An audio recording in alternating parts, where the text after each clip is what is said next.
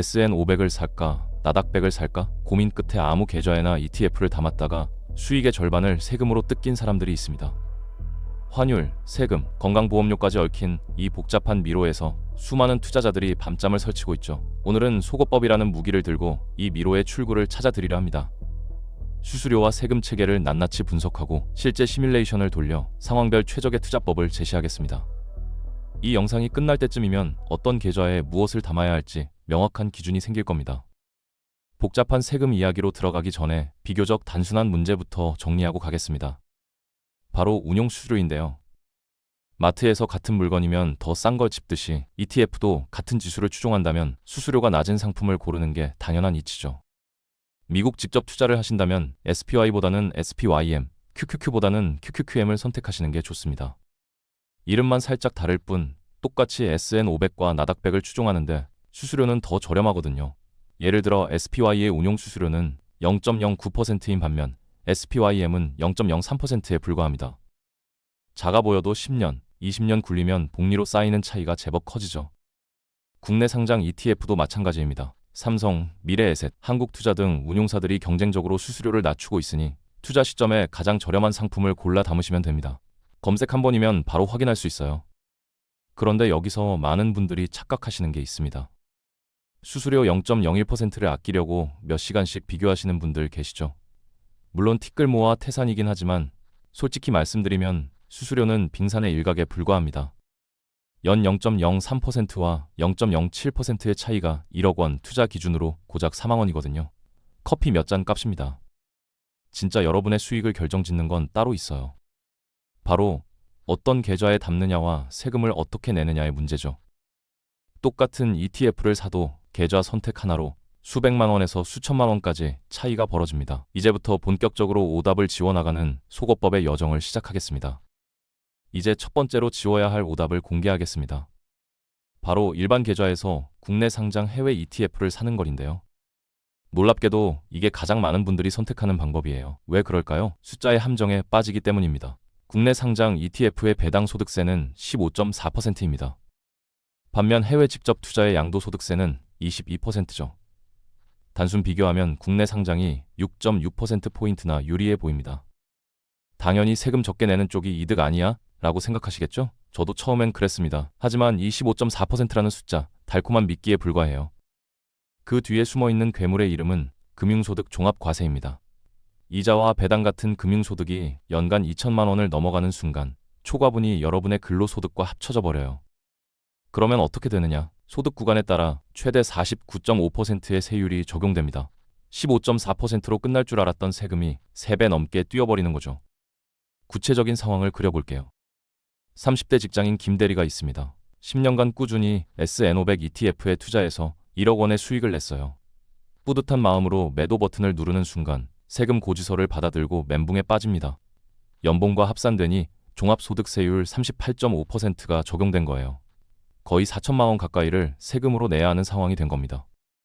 해외 직투였다면 어땠을까요? 22% 분리과세로 약 2,145만 원만 내면 끝이었습니다. 계좌 선택 하나 잘못해서 1,800만 원을 더 낸 셈이죠.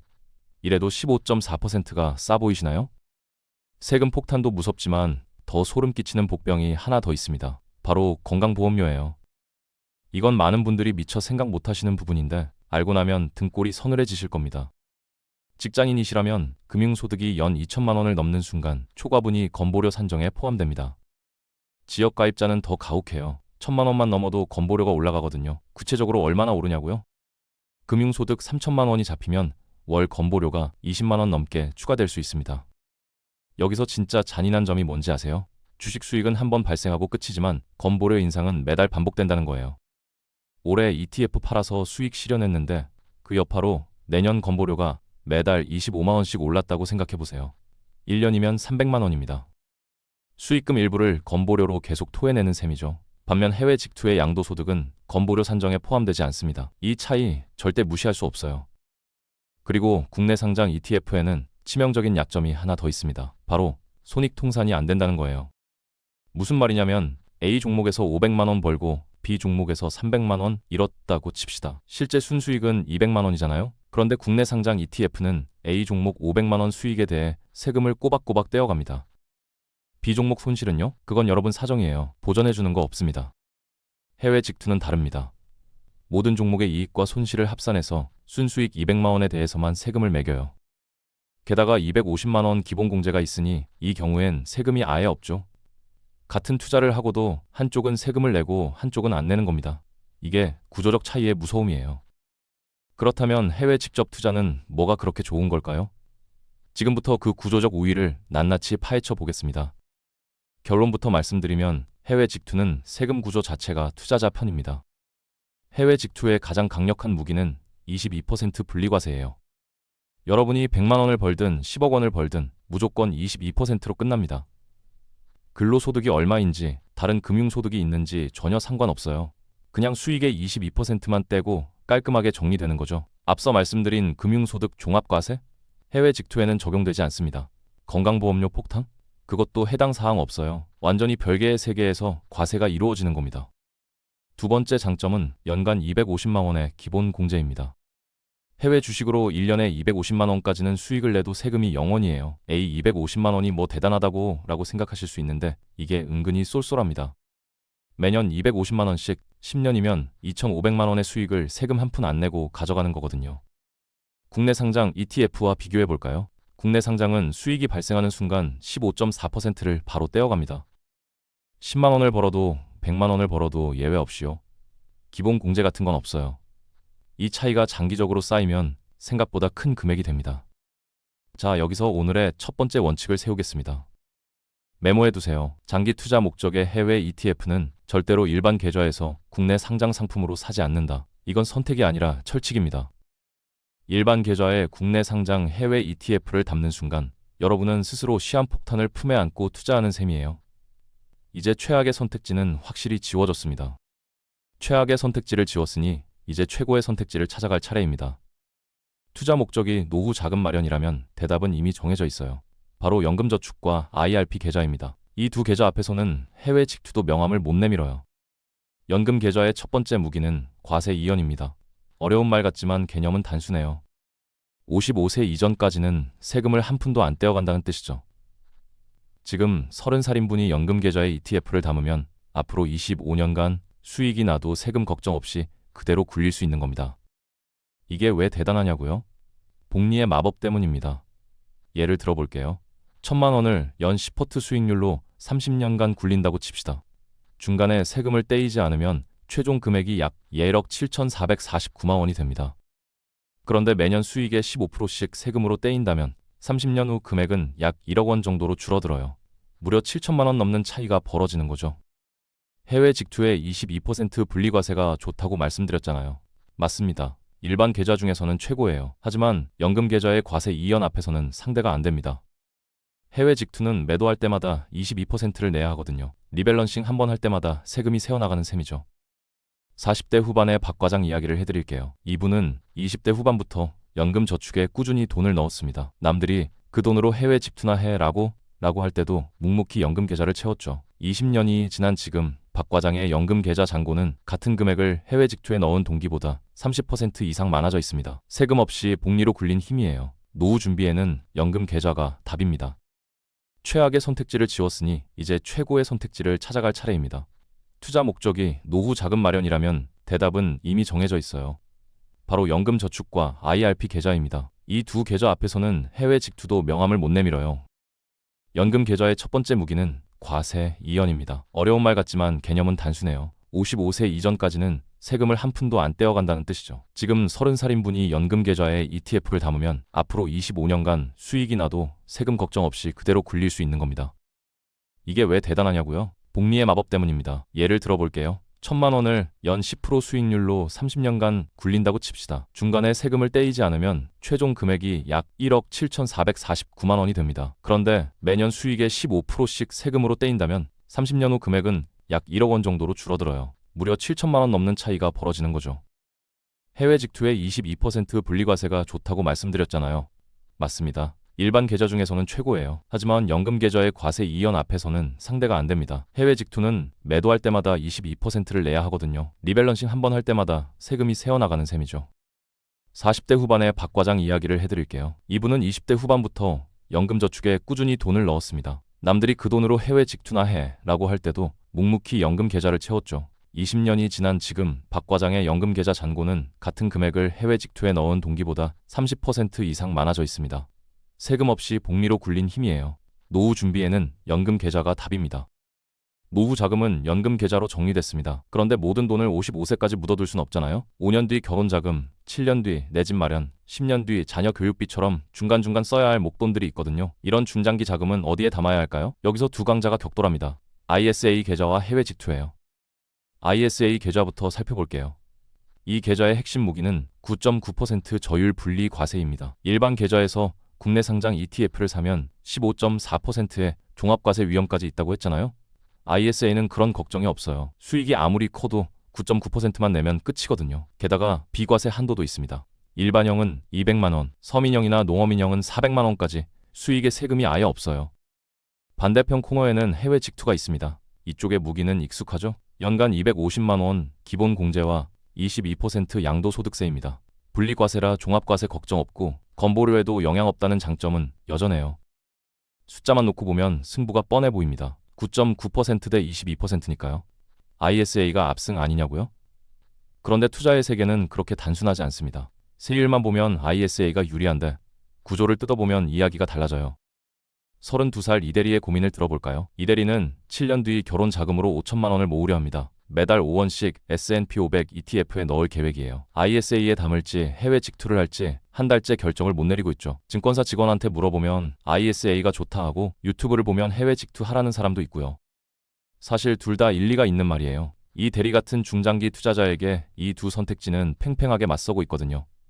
그래서 다음 챕터에서 구조적인 차이를 정밀하게 비교해보려 합니다. 핵심은 복리와 시간이에요. ISA와 해외 직투의 결정적인 차이는 시간의 구조에 있습니다. 이걸 이해하면 어떤 상황에서 뭘 골라야 하는지 명확해져요.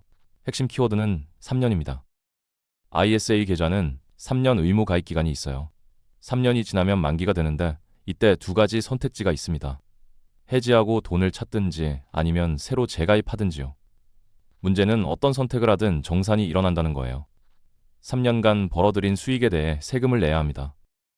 이게 왜 문제냐고요?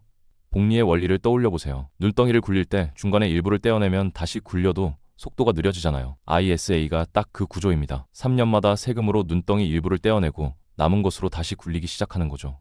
9.9%라는 낮은 세율이 적용되긴 하지만 복리 효과가 끊기는 건 피할 수 없어요. 반면 해외 직투는 어떨까요? 이쪽은 무기한 과세 이연이 가능합니다. 매도 버튼을 누르지 않는 한 세금을 한 푼도 안 내요. 10년을 굴리든 20년을 굴리든 팔기 전까지는 수익 전체가 고스란히 재투자됩니다. 눈덩이를 한 번도 건드리지 않고 끝까지 굴리는 셈이죠. 해외 직투에는 또 하나의 무기가 있어요. 바로 250만 원 공제 활용법입니다. 매년 연말에 수익이 난 주식을 250원어치만 팔았다가 바로 다시 사는 거예요. 이러면 250만 원까지는 세금 없이 수익을 확정짓고 매수 단가도 올라가니 나중에 낼 세금도 줄어듭니다. 일명 세금 리밸런싱 전략이죠. 비유를 하나 해드릴게요. ISA는 연사력 좋은 기관총 같아요. 단기 화력은 세지만 3년마다 재장전이 필요하죠. 해외 직투는 한 번 쏘면 수십 년간 빛이 꺼지지 않는 레이저입니다. 어떤 무기가 좋은지는 여러분의 전투 상황에 달려 있어요. 이론은 충분히 살펴봤으니 이제 숫자로 직접 승부를 가려보겠습니다. 말로만 하면 감이 안 오잖아요. 실제 시뮬레이션을 돌려봤습니다. 조건은 이래요. 3년간 총 3천만 원의 수익을 냈다고 가정합니다. 먼저 해외 직투부터 계산해 볼게요. 해외 직투는 연간 250만 원 기본 공제가 있죠.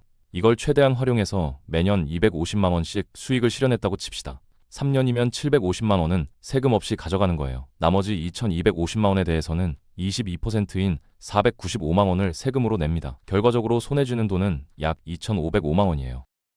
이번엔 ISA 계좌입니다. ISA는 3년 만기 때 한꺼번에 정산하죠. 비과세 한도 200만 원을 제외한 2800만 원에 대해 9.9%를 적용하면 세금이 약 277만 원입니다. 그러면 실수령액은 약 2723만 원이 되네요. 두 금액을 비교해 볼까요? ISA가 해외 직투보다 약 218만 원을 더 가져갑니다. 꽤 큰 차이죠? 같은 3천만 원을 벌었는데 계좌 선택만으로 200만 원 넘는 돈이 갈린 겁니다. 218만 원이면 가족 해외여행 한 번 다녀올 수 있는 돈이에요. 더 무서운 건 수익이 커질수록 격차가 벌어진다는 점입니다. 22%와 9.9%의 차이가 12.1%포인트잖아요. 수익이 5천만 원이면 차이가 400만 원대로 뛰고 1억 원이면 거의 1000만 원 가까이 벌어져요. 수익을 많이 내는 사람일수록 ISA의 혜택이 더 커지는 구조인 거죠. 결론이 나왔습니다. 수학은 거짓말을 하지 않아요. 일반적인 중장기 투자자라면 ISA 계좌를 활용하는 것이 세금 측면에서 명백하게 유리합니다. 그런데 여기서 끝이 아니에요. 숫자가 항상 정답은 아니거든요. ISA가 맞지 않는 예외 상황들이 분명히 존재합니다. 시뮬레이션에서 ISA가 이겼다고 무조건 ISA를 선택하면 안 됩니다. 숫자의 승리가 여러분의 승리는 아니거든요. ISA가 맞지 않는 3가지 예외 상황을 알려드릴게요. 해당되시는 분들은 해외 직투가 정답입니다. 첫 번째, 고액 투자자입니다. ISA 계좌는 연간 납입 한도가 2천만 원이에요. 그런데 투자금이 연 5천만 원, 1억 원씩 되시는 분들은 어떡하죠? ISA에 2천만 원 넣고 나머지는 어차피 다른 계좌에 담아야 해요. 이런 분들은 차라리 처음부터 해외 직투로 통일하는 게 관리하기도 편하고 효율적입니다. 특히 억 단위 투자자라면 고민할 필요도 없어요. 두 번째, 3년을 못 기다리는 분입니다. ISA는 3년 의무 가입 기간이 있다고 했잖아요. 그 전에 해지하면 그동안 받은 세제 혜택을 다 토해내야 합니다. 2년 뒤에 전세 자금이 필요한데 ISA에 돈을 넣어뒀다가 급하게 깨면 오히려 손해예요. 3년 안에 써야 할 돈이라면 애초에 ISA에 넣지 마세요. 세 번째, 달러 자산을 원하는 분입니다. 요즘 원화 가치의 불안감을 느끼시는 분들 많죠. 달러로 자산을 들고 있고 싶다. 환율이 오르면 그 이득도 함께 누리고 싶다 하시면 해외 직투가 답이에요. ISA에 담는 국내 상장 ETF는 원화로 거래되거든요. 달러 자체를 보유하는 효과가 없습니다. 자, 이제 최종 정리 들어갑니다. 3년 이상 투자할 수 있고 연간 2천만 원 이내라면 ISA 계좌에서 저보수 국내 상장 ETF를 사세요. 고액 투자자이거나 달러가 필요하면 해외 직투로 SPYM, QQQM을 담으시고요. 그리고 중요한 정보 하나 알려드릴게요. 정부가 ISA 세제 혜택을 대폭 강화하는 법안을 준비 중입니다. 납입 한도도 늘어나고 비과세 한도도 커질 예정이에요. 지금 당장 ISA 계좌를 개설해서 3년 의무 기간부터 채워두세요. 오늘 속어법으로 하나씩 지워가며 답을 찾았습니다. 일반 계좌의 국내 상장 ETF는 최악이니 피하시고 노후 자금은 연금 계좌에, 중장기 자금은 ISA에 담으세요. 고액 투자자나 달러가 필요한 분만 해외 직투를 선택하시면 됩니다. 투자에서 가장 비싼 비용은 수수료도 세금도 아닌 망설임이에요. 완벽한 타이밍을 기다리다 기회를 놓치는 분들이 너무 많거든요. 지금 바로 계좌를 개설하고 의무 가입 기간부터 채워두세요. 오늘 정리해드린 기준이 여러분의 소중한 자산을 지키는 나침반이 되길 바랍니다.